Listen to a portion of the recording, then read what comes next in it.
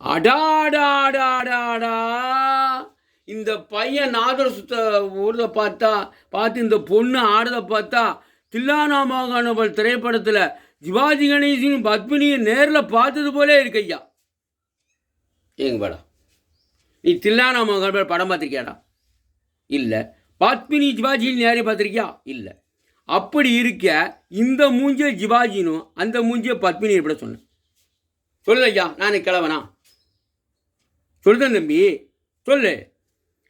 இவர் தான் சொன்னார், ஒவ்வொரு கரகாட்டம் நடக்க இடத்துக்கு வா, 10 ரூபா தாரேன், என்னை பற்றி புகழ்ந்து பேசுன்னு சொன்னார்.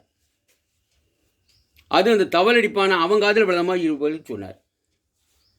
நம்ம வாங்குகிற 15 பிச்சைக்கு தேவை தானடா ஒரு விளம்பரம். என்னடா விளம்பரம்? சினிமாக்காரங்க தான் விளம்பரம் சொல்லி செவரை பூரா அம்பாக்கிட்டு இருக்காங்க.